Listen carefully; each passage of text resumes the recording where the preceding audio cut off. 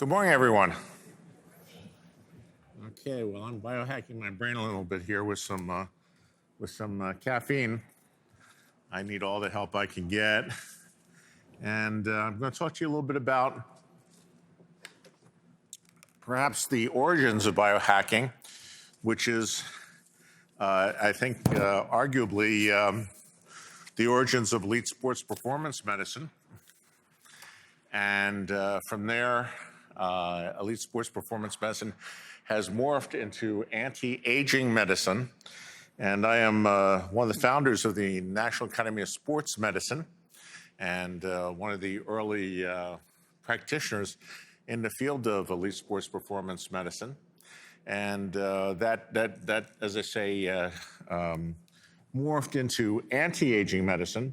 And anti-aging medicine is now becoming a dominant healthcare theme around the world.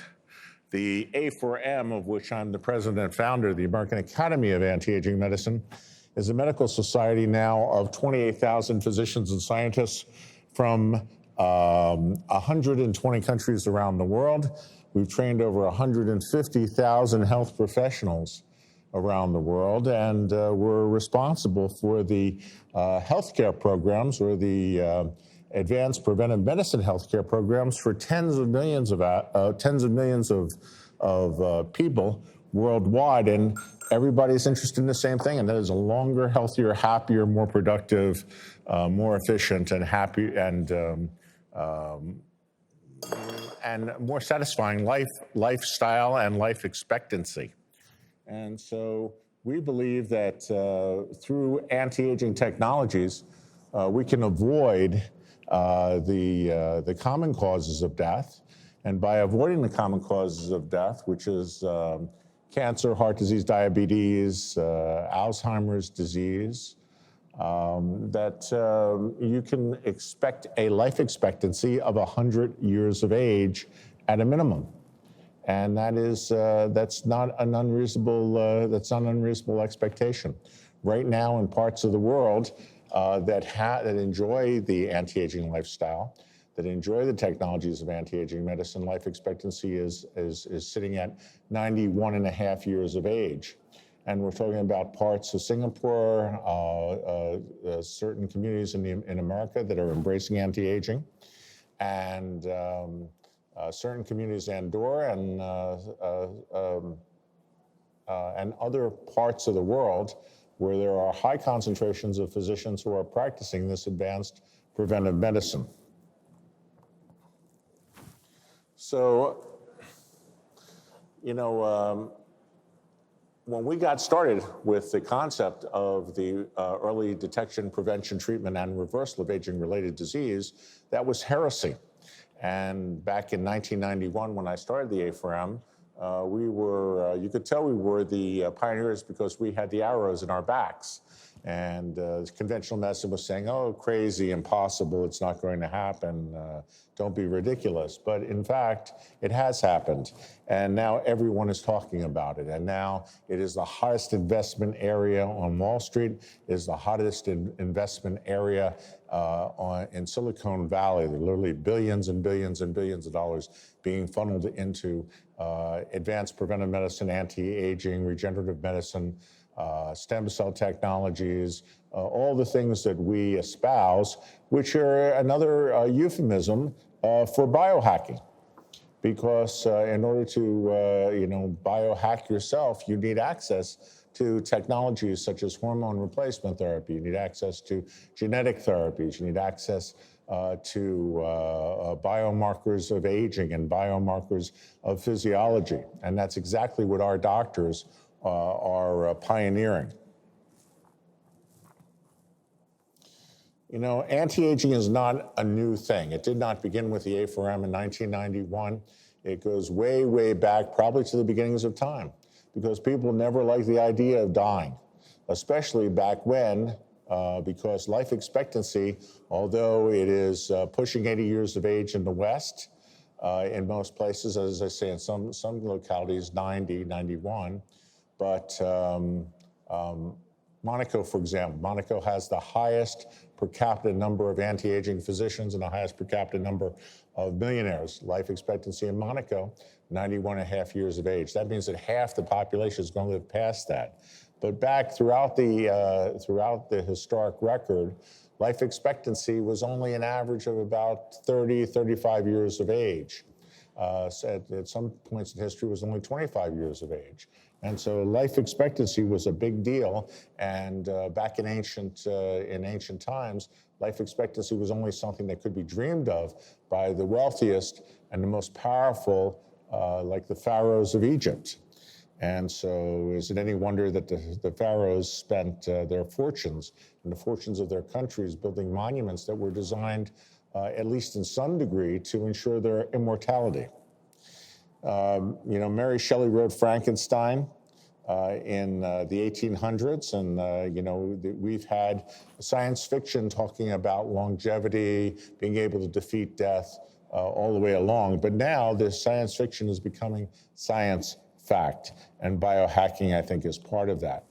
And it's more than hormonal therapies. It's more than genetic therapies. It's more than biotechnologies. It's electronics as well.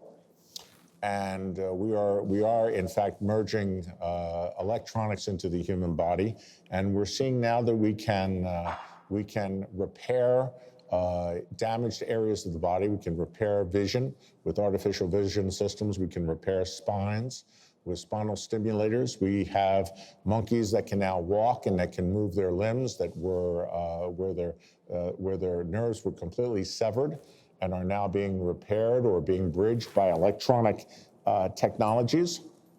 We have people who are now able to walk, perhaps not perfectly yet, but they're able to walk with some assistance using electronic devices that are able to help repair or bridge damaged nerves in their spine. And people on the inside are staying younger longer, and it's showing very well on the outside. Now, some people will say, oh, well, that's plastics. Well, who cares? Who wants to live to be 100, to be 110, to be 120, and look like a prune and be treated like a prune? Because basically people are, very emotional and reactive, and they will respond to the way people look. And if you look like you're 60 and you act like you're 60, it really doesn't matter whether you're 80. And if you look like you're 40 and you're 80, so much the better. And we're seeing that now. We're seeing the people in Hollywood who are in their 60s, who are looking like they're in their 40s, and we're seeing people in their 80s who are looking like they're in their 50s and 60s. As a matter of fact, it seems that I feel like changing my name to Stewart, because we have Pat Stewart and Martha Stewart and Rod Stewart, and all of them in their 70s and beyond looking great, and Susan Sarandon at 80 looking great. And so our entire definition of what is sexy, what is vital, what is possible is changing. It's changing not just because they look good, but because they perform good. Because neurologically, they're performing 20 years younger biologically than they are chronologically. And we're seeing very famous people who are leading the way. Kirk Douglas for 1 in 101, and William Shatner, Captain Kirk, who's pushing 90, okay, and then other models that are in their 80s. And so the whole definition of what is beautiful and what is vital and what is a model for future life is changing, and it's changing very, very rapidly. It's hard for us to remember, just 30 years ago, that intensive care units, 30, 40 years ago, intensive care units were filled with people in their 50s.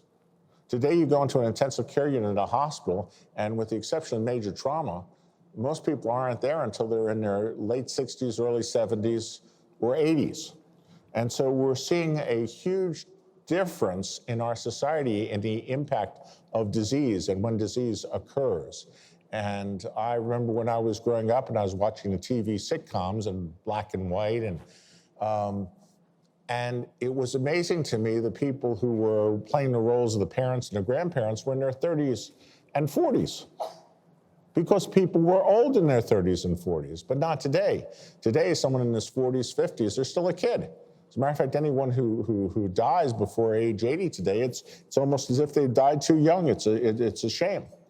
And I think that is what our future is going to be. As I say, anti-aging medicine is getting a huge vote of confidence from Wall Street, from Silicon Valley, from the financial marketplace. And this field is expanding rapidly with regard to investment capital, and to the tune of many billions of dollars. And this is all new. As a matter of fact, this is new as of about 2002. Before then, anti-aging was a curiosity, was just this kind of strange thing. You scratch your head and go, well, those doctors are just a little off. But now, the doctors who are off are the leaders of the future. And we are creating a new paradigm and a new science of medicine that will lead us into the future and lead us to practical immortality. And for those of you who are interested in practical immortality, this is a term that I coined to describe life expectancies of 120 and beyond. And that is just around the corner. And if you're interested in that topic, specifically in the topic of stem cells, there's a video called Stem Cell Immortality on YouTube, Stem Cell Immortality 2029, where we talk about stem cells and exosomes and other growth factors that we believe are going to be the bridge to technologies that will bring people to life expectancies well beyond 100 in excellent condition and in excellent health.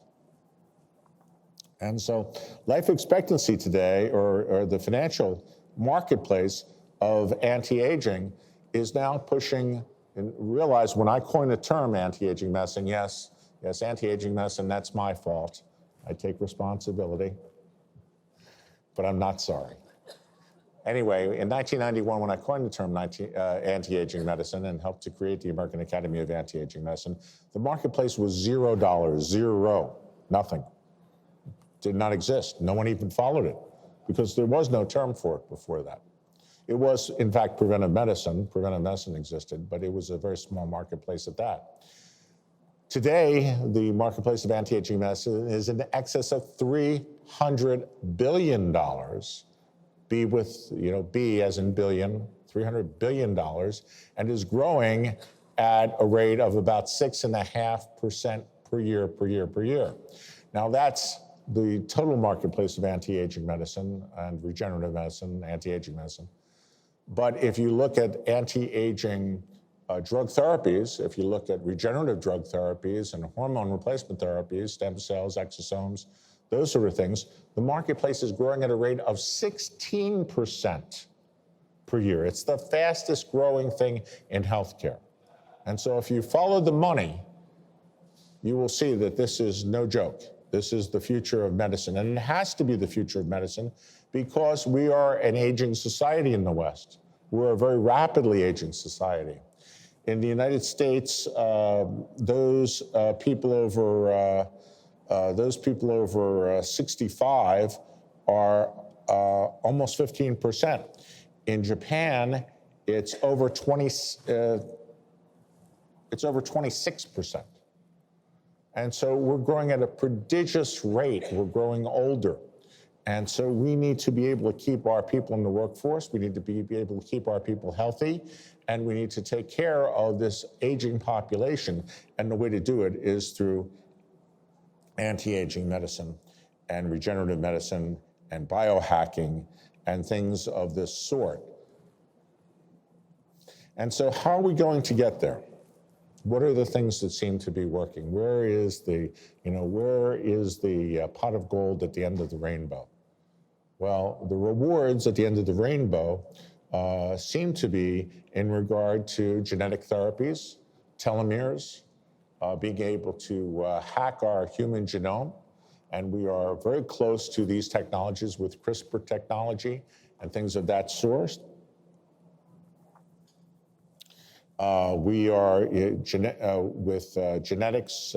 We are now setting up new biotech companies to affect genetics first in animals, where there's a fellow from Harvard who just set up a company to hack the genetics of dogs to keep them performance dogs, work dogs, in the workplace longer and healthier. And these technologies are spilling over into people as well. Now, we're finding out that the human genome, the human genome is certainly an important part, but our gut biome is equally important. There are 37 trillion cells in the human body, but there's 1.5 times that much, over 40 trillion cells, in the human gut. And these cells affect our mood, our memory, they affect our genetics. They are a secondary reservoir of genetic material that can be used by the body at its discretion. This is an incredibly complex system that no one really understands, but it's there. And we're coming to at least the beginnings of understanding of this system. And so by using genetics and environmental issues and items such as that, we're able to take more and better control of our environment. We're finding that there are multiple growth factors in the body. I'm sure that you've read about young blood, about parabiosis, being able to connect two mice together, an old mouse and a young mouse, and the old mouse gets younger because of the because of the growth factors that are in the circulatory system of the younger mouse being shared with the older mouse. And there are companies now that are set up to provide this for humans. And there are at least 2 companies that are out there, Ambrosia being one of them, that is claiming rather remarkable results in older people, being able to improve their feelings and their function and their performance at an old age by being able to transfuse them with serum from younger individuals. And this sort of makes sense, and this certainly makes sense from a scientific point of view. And we're finding that one of the major cofactors, one of the major biological materials in this blood that helps to regenerate and repair cells is GDF11.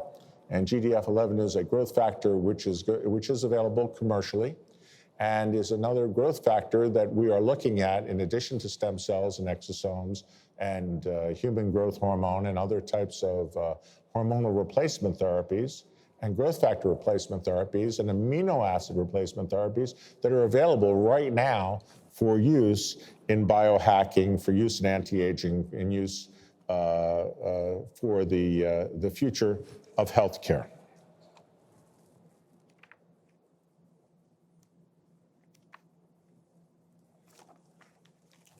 Now, there are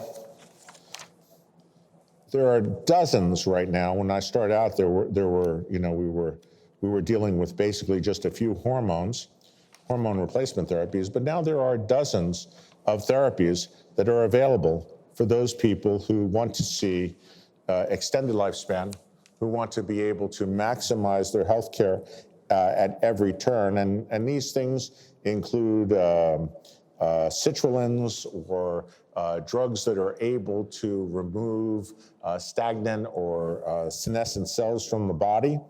We're looking at telomerase modulation. We're looking at various growth factors and hormones. We're looking at things such as metformin, which is a very safe drug. And with metformin, we are able to help to modulate an age-related tendency to lose the ability to control our blood sugar and to develop toxic proteins within the cells that are associated with sugars, aberrant sugars within our body. And so if you look at the use of detoxification, citrulline, metformin, quercetin and other agents, we are on the cusp of an entirely new science of medicine where we're able to clean out the body, where we're able to use things such as quercetin and rapamycin and tennispermycin and fisetin. All these are new substances. Most of them are very safe, are natural substances that help the body to remove toxic proteins as we grow older. There are also doctors who are experimenting right now with the use of plasmapheresis devices and kidney dialysis type devices that literally filter the blood of old senescent cells and large, heavy metabolic molecules that gum up the works that we don't have when we're young, but that accumulate with aging and that may very well be part of the aging process. So we're closing in on aging as a degenerative disorder, and we're helping to augment the body's ability to remain healthier for a longer period of time.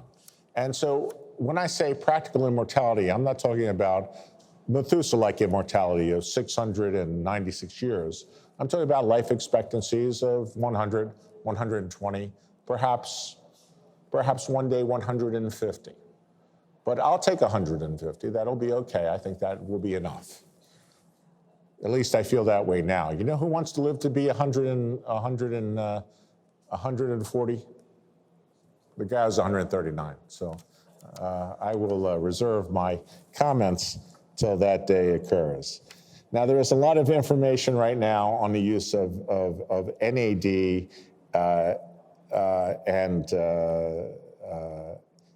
MN and NMN, which are two substances that are receiving a lot of attention right now from people at Harvard and by the investment community, in that these substances are able to repair mitochondria, the power plants within the cells themselves, and mitochondria are lost with aging. We lose the function of our mitochondria for many reasons, not just aging, but because of the toxic environment that we live in.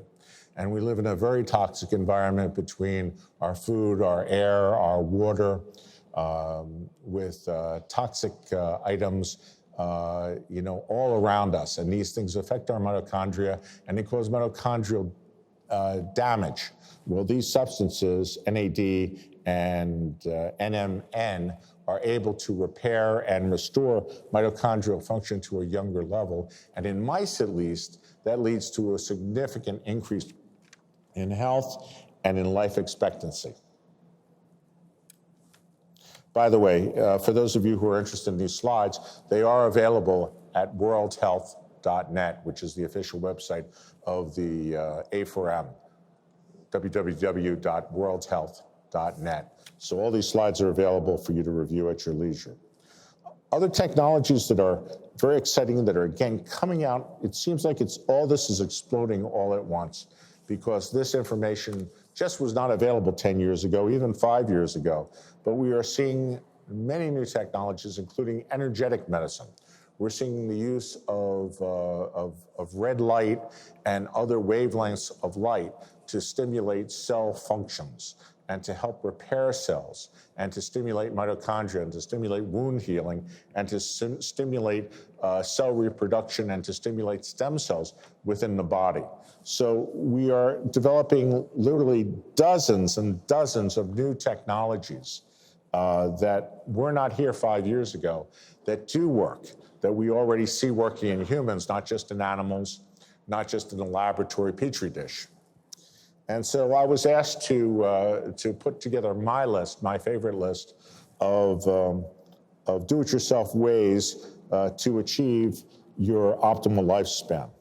And so I came up with 15 ways not to die, and I will share those with you. I believe that the literature is very strong supporting a vegan or vegetarian whole foods diet. The food supply in the West, especially in the United States, is corrupted in so many ways. and we have so many adulterants in our food. And the way to eat the healthiest of that is to, I believe, to look for a raw food, vegan diet as much as possible.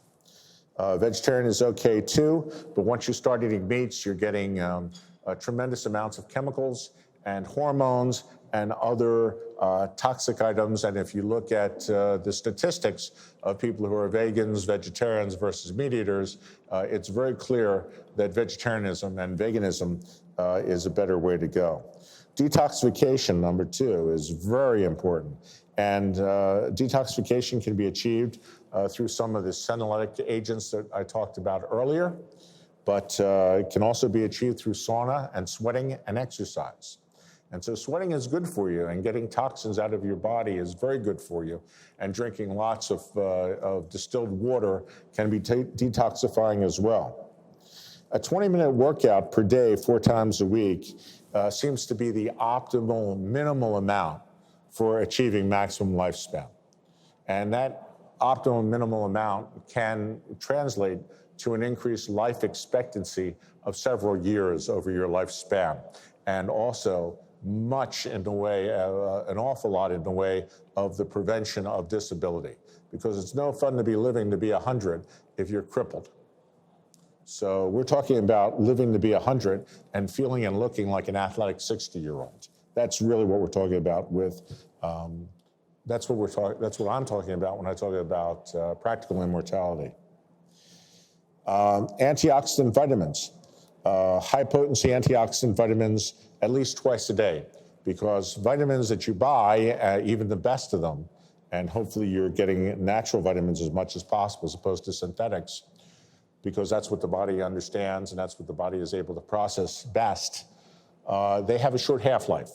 And so taking vitamins twice a day is really much more important than just taking them once a day.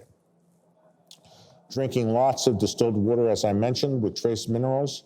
And you should drink at least 8 times a day to stay well hydrated. And your body is 75% water.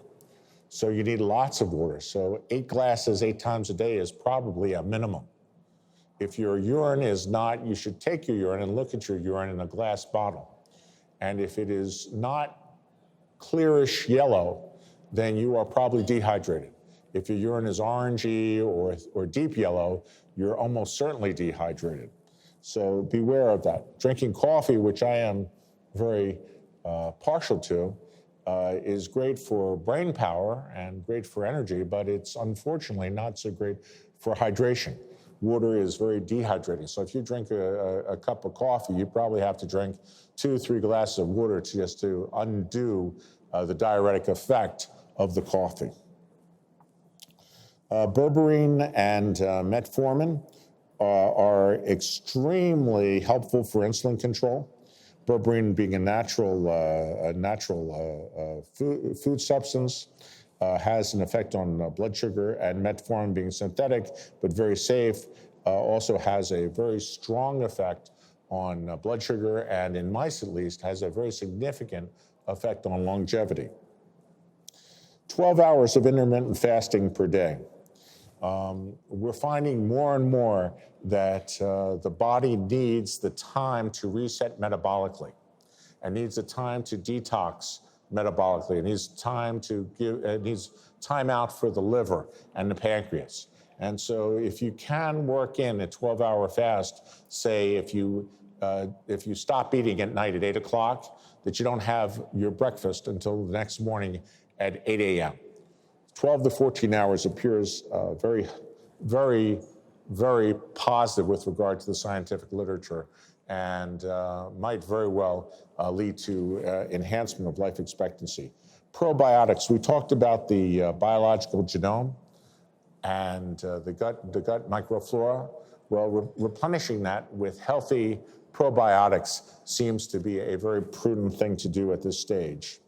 Exercise for stretching, such as yoga, tai chi, things of that nature, also seem very helpful, because as you grow older, you become, your collagen becomes stiffer, and you develop increased amounts of toxic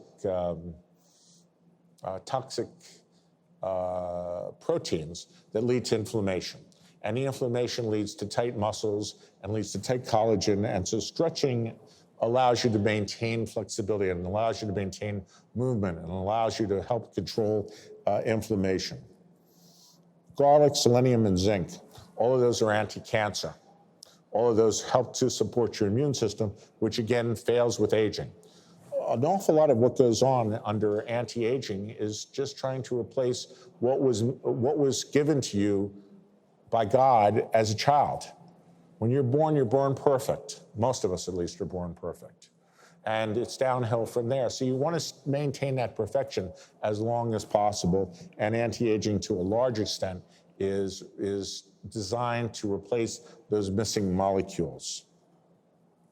Keep your bedroom clean from dust and mold. Sleep is very important. And you don't want to have sleep apnea. You don't want to be sneezing and snoring at night. And a lot of that comes from dust mites and dust. And keep animals out of your bedroom. Keep a dark bedroom. Make sure your melatonin levels are high, because melatonin is a dark molecule. It's only released when it's dark, and light will interrupt melatonin. So keep your bedroom clean and dark and cool.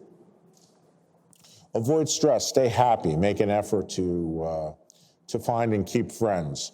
You need to be nurturing lifelong relationships, because people who are in long-term relationships, people who are married, live longer, are happier, and are healthier, and that goes across the board. Regenerative medicine with stem cells, exosomes, and growth factors look to be a really hot area of performance in anti-aging and regenerative medicine. Read and learn and get us on the subscription list for www.worldhealth.net, which is the official website of the American Academy of Anti-Aging Medicine. It's the second oldest medical website on the internet, and we have committed over $3 million over the years to build World Health Net for the general public. AFRM is a nonprofit organization, and we're committed to public education, and so much information is available for free at www.worldhealth.net.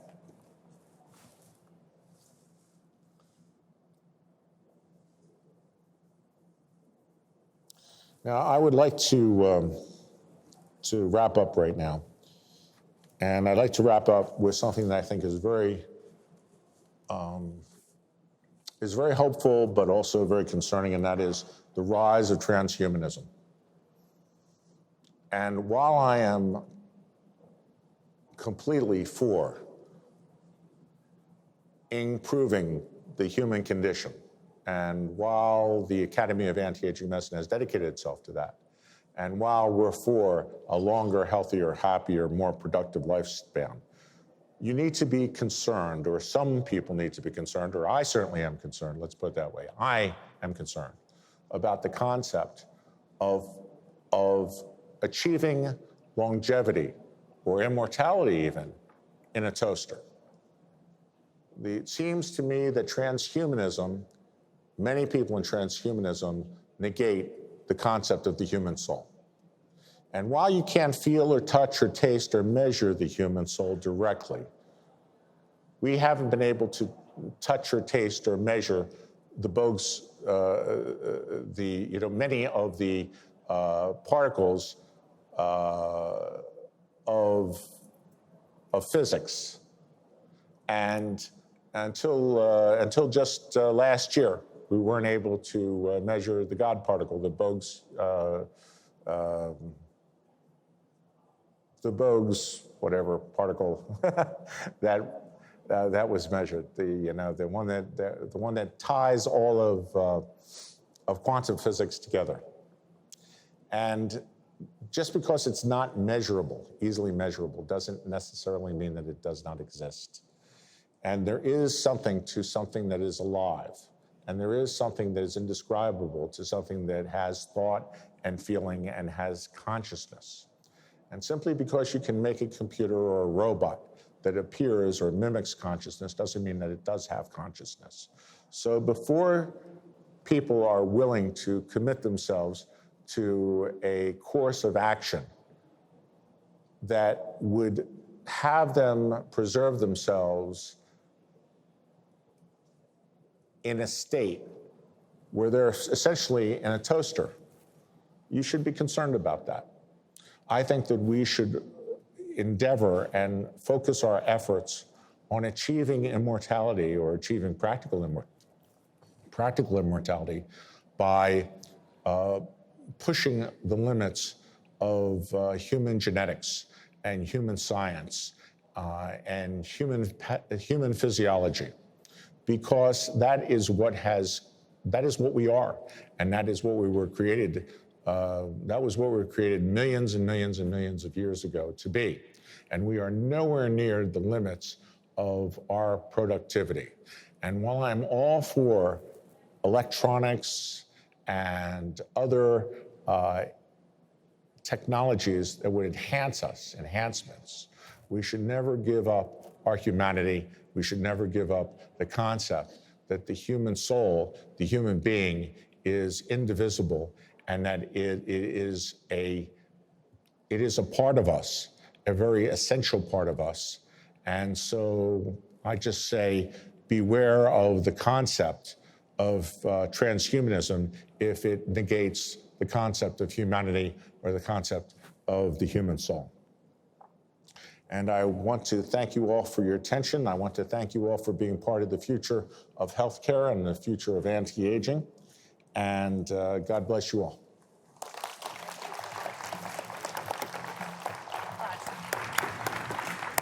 I just want to ask you a question.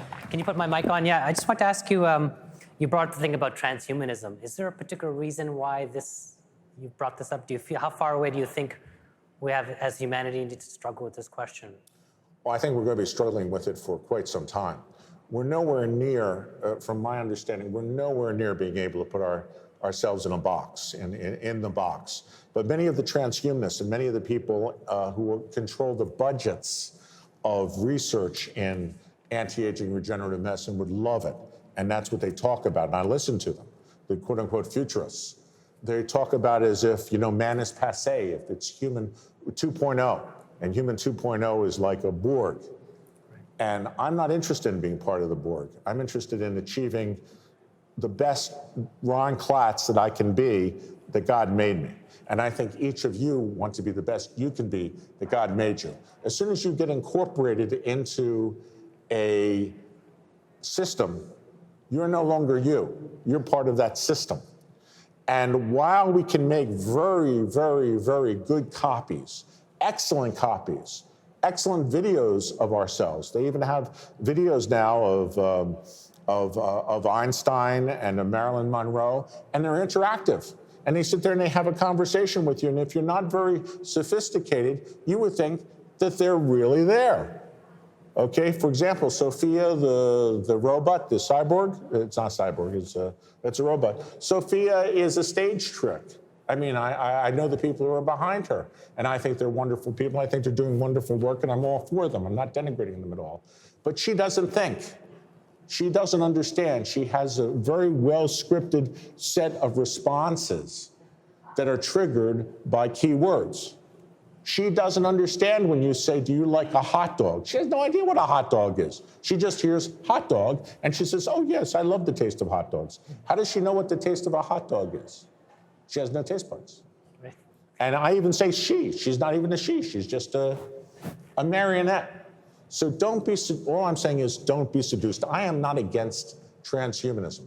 I'm against non-humanism. And I see that many of the people who are currently at the lead of the transhumanist movement seem, in my opinion only, seem to have an agenda which is a non-humanistic agenda. And I think there's too much of that in the world already. I think there's too much political technology that is designed to limit human growth, human longevity, and life expectancy, okay? I mean, if you look around, you can see toxins everywhere that shouldn't be there. Toxins that should not be in the air and that clearly are. Toxins that are in your drinking water that shouldn't be there, but clearly are. In your food that shouldn't be there, but clearly are. Why are they there? Thank you so much. Thank you. Thank you so much. God bless you all. Thank All right, you. thank you.